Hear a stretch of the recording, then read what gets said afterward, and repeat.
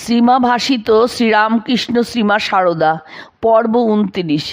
বেলুড় মঠে জমি কেনা হয়েছে। সেই জমি সম্বন্ধে শ্রীমা বলছেন, আমি কিন্তু বরাবরই দেখতুম ঠাকুর যেন গঙ্গার ওপার ওই জায়গাটিতে, যেখানে এখন মঠ, কলাবাগান টাগান, তার মধ্যে ঘর, সেখানে বাস করছেন। তখন মঠ হয় নাই। বোধগয়ায় মঠ, তাদের অত সব জিনিসপত্র, কোনো অর্থের অভাব নেই, কষ্ট নেই দেখে কাঁদতুম। আর ঠাকুরকে বলতুম, ঠাকুর, আমার ছেলেরা থাকতে পায় না, খেতে পায় না, দুয়ারে দুয়ারে ঘুরে ঘুরে বেড়াচ্ছে, তাদের যদি অমন একটি থাকবার জায়গা হতো। তা ঠাকুরের ইচ্ছায় মঠটি হলো।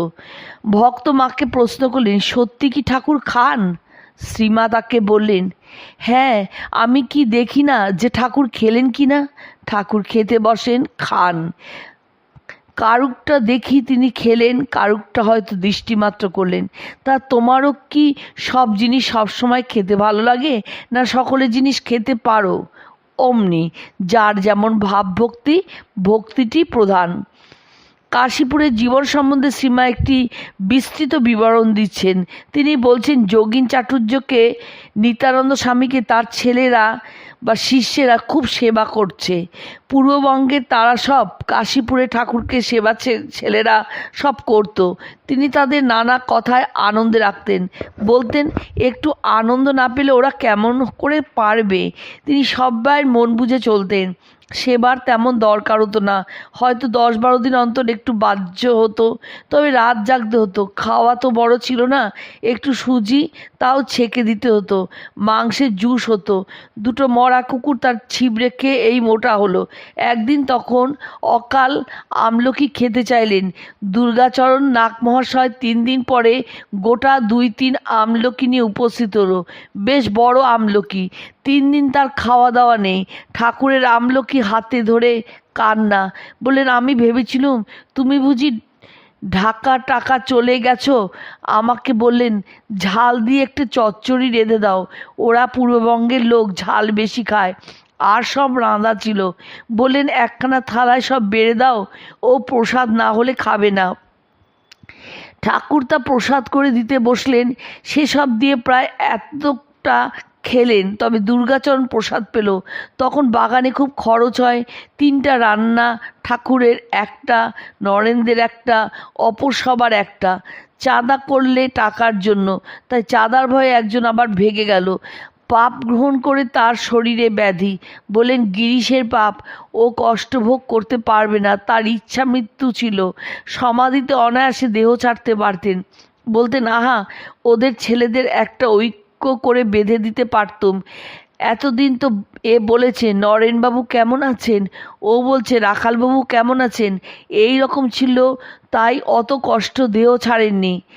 এক ভক্ত ঠাকুরের দর্শন কামনা করে উন্মাদ প্রায় আচরণ শুরু করলে তাকে শ্রীমা বলেছিলেন, ঠাকুর বলতেন, যারা আমাকে ডাকবে তাদের জন্য আমাকে অন্তিমে দাঁড়াতে হবে।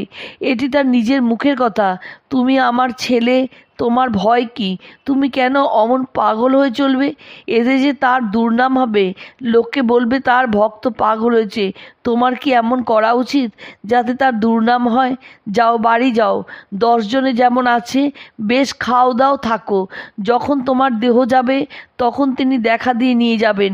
কে তাকে প্রত্যক্ষ দেখছে বলো না? এক নরেন দেখেছিল।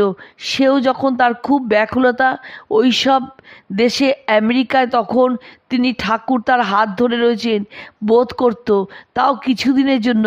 বেশ, যাও, বাড়ি গিয়ে থাকো। সংসারীদের কত কষ্ট। এই সেদিন রামের ছেলে মারা গেল, তোমরা ঘুমিয়ে হাঁপ ছেড়ে বাঁচো। ভক্ত বলছেন, অপরের পাপের বোঝা নিলে অবতার পুরুষের শরীর থাকে না। শ্রীমা এই কথার উত্তরে বলছেন, ঠাকুর বলতেন, গিরিশের পাপ নিয়ে আমার শরীরে এই ব্যাধি। ভক্তেরা আবদার করে, ঠাকুরকে দেখিয়ে দাও, ঠাকুরকে দেখিয়ে দাও। এ প্রসঙ্গে শ্রীমা বলছেন, বাবাকে দেখিয়ে দাও, বাবাকে দেখিয়ে দাও বলছে। তিনি এত কারুর বাবা নন, গুরু কর্তা বাবা। এই তিনে তার গায়ে কাটা বিদ্ধ। কত মুনি ঋষি যুগ যুগান্তর তপস্যা করে পেলে না, তা সাধন নেই, তপস্যা নেই। এখনই দেখিয়ে দাও। আমি এত পারবো না। তিনি কাকে দেখিয়ে দিয়েছেন বলো না? ঠাকুর তার আশ্রিত সন্তানদের দুঃখ দেন কেন? শ্রীমাই প্রশ্নের উত্তরে ঠাকুরের বাণী উদ্ধৃত করে বলছেন, তাই তো ঠাকুরকে বলতুম, তিনি বলতেন আমার লাখ লাখ আছে, আমার তা জিনিস আমি পেছন দিকে কাটবো, ন্যাজে কাটবো, মারবো।